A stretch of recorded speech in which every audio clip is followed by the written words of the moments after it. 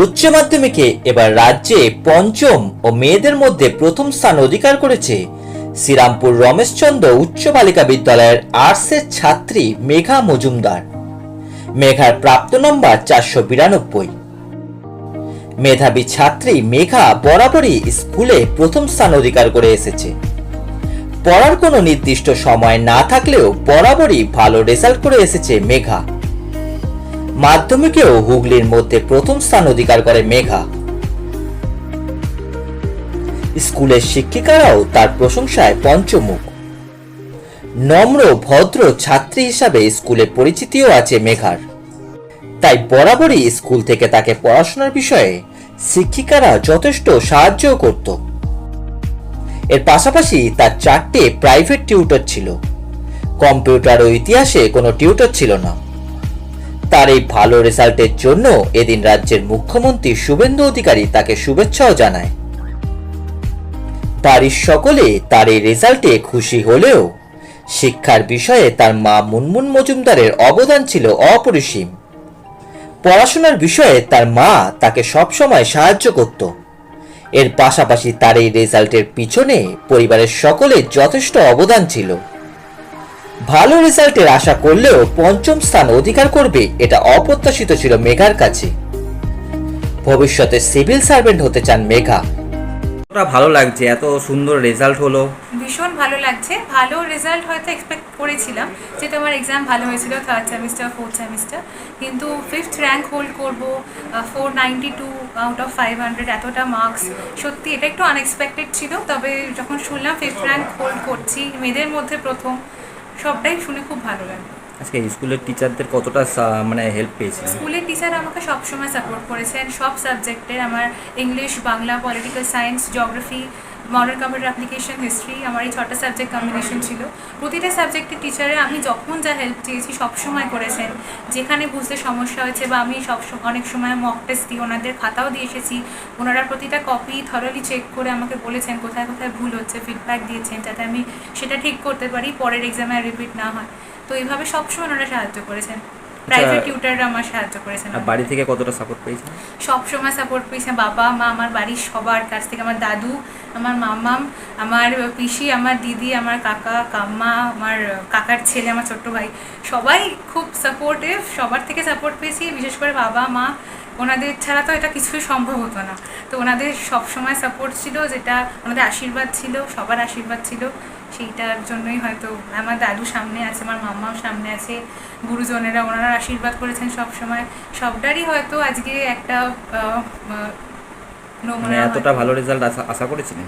এতটা ভালো, এতটা আসলে র্যাঙ্কিং তো কেউই এক্সপেক্ট করে না, সেভাবে কেউ বলতে পারে না যে টপ 10-এ আমি থাকবো। একটা ভালো রেজাল্ট আশা করেছিলাম, তো টপ 10-এ থাকা বা টপ 5-এ থাকা এটা তো ওভাবে বলা যায় না সার্টেনলি। তো এখন 5th র্যাঙ্ক হোল্ড করছি, ভালো লাগছে। পরবর্তীতে কি হওয়ার ইচ্ছা আছে? সিভিল সার্ভেন্ট হওয়ার ইচ্ছা আছে, এবং সেটাই ওনার শুভেচ্ছা বার্তা নিয়ে এগিয়ে যেতে চাইছি। উনি তো সচিবালয় বললেন ডাকবেন। হ্যাঁ হ্যাঁ, উনি নবান্নের সম্ভবত, হ্যাঁ সেরকমই বললেন উনি, যে ডাকবেন এবং ফেলিসিটেট করবেন সেরকম। উনি তো একটা শংসাপত্র দিয়েছেন, শুভেচ্ছা বার্তা। হ্যাঁ হ্যাঁ হ্যাঁ দিয়েছেন। কেমন মানে এটা মনের মধ্যে কি হচ্ছে? অত্যন্ত অপ্রত্যাশিত এবং ভীষণ আনন্দ হচ্ছে। এটা হয়তো ভাষায় প্রকাশ করা যায় না, তো একটু কঠিন হচ্ছে আমার পক্ষে ভাষায় প্রকাশ করা, তবে ভীষণ ভালো লাগছে। এটা স্বপ্নের মতো। রাজ্যের মুখ্যমন্ত্রী আমার, সত্যি এটা স্বপ্নের মতো। আগামী দিনে তো দেখাও হবে তার সঙ্গে। হ্যাঁ, কি বলবেন? অবশ্যই ওনার আশীর্বাদ নেব, এবং সেটাই ওনার আশীর্বাদটাই আমার পাথেয় হয়ে থাকবে। এটা তো অপ্রত্যাশিত, আনন্দ ভীষণই হচ্ছে। রেজাল্ট ভালো হবে এটা জানতাম, মেয়ে যেমন বললো, কিন্তু র্যাঙ্কে থাকবে এটা আশা করি।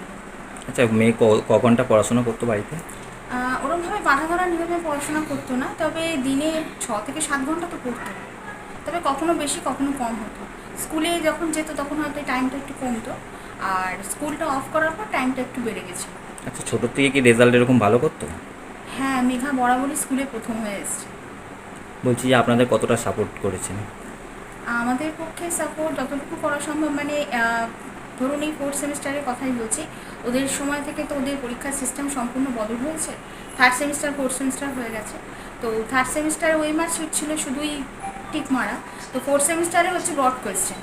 তো এই যে ওয়ার্ড কোয়েশ্চেন লেখা প্র্যাকটিস করা এবং প্রথম 6 মাস কিছুমাত্র লেখা প্র্যাকটিস না করে পরের 6 মাসে ওয়ার্ড কোয়েশ্চেনের জন্য যে অভ্যস্ত করা নিজেকে, এটার জন্য বাড়িতেও প্র্যাকটিস করতো।